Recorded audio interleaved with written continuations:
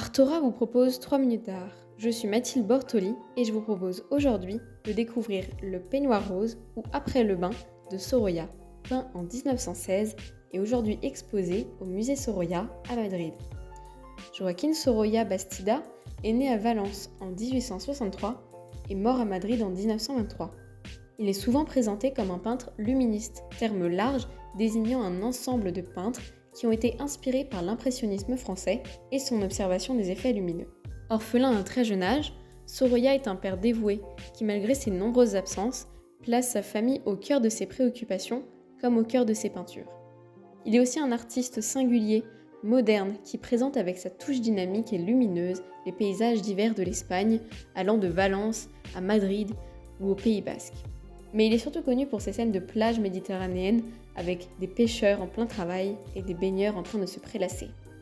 Sorolla connaît un grand succès durant son époque et mène une vie marquée par les voyages de formation et par de nombreux déplacements pour se rendre à ses propres expositions ou celles d'artistes contemporains.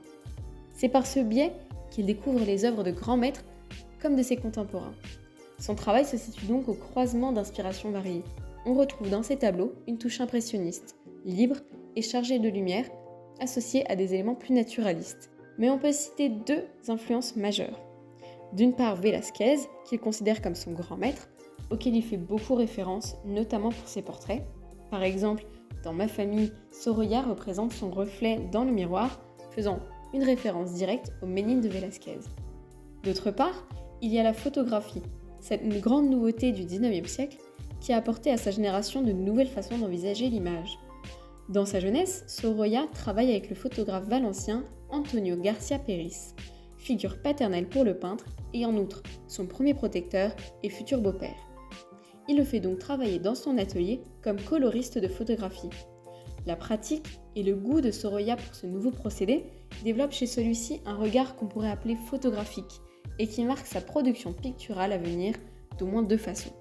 Tout d'abord, il y a ce cadrage presque photographique avec des compositions comportant des plongées, des contre-plongées et parfois des personnages coupés par le cadre.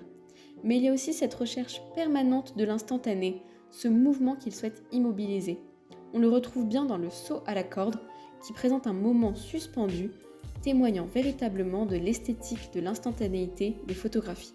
Quant au peignoir rose, Sorolla a dit lui-même qu'il s'agit de sa meilleure œuvre. Elle est une de ses peintures qui témoigne le mieux de sa grande maîtrise technique de la lumière. Il réussit à évoquer les sensations de l'été sur les plages de Valence. On y perçoit l'eau, la brise, le soleil. On entendrait presque les rires des deux femmes. Celle à droite à la tenue blanche aide l'autre à retirer sa robe et porte un drap sur son bras gauche. Sur celui-ci tombe la lumière éclatante du soleil que Sorolla dessine par des touches épaisses de blanc pur qui viennent trancher brutalement avec les espaces d'ombre. À l'instar de Manet, précurseur de l'impressionnisme, il joue avec des zones de flou où les coups de pinceau se font plus épais, posant des aplats de couleurs francs. Le mur du fond derrière les deux femmes en est un exemple. Le drap y est plus grossier notamment. Mais il peint aussi des zones plus détaillées, dessinées minutieusement par des touches plus légères. Enfin, on pourrait dire qu'ici, Sorolla témoigne en fait de tout son talent, celui de capter tant un instant lumineux qu'humain. À bientôt!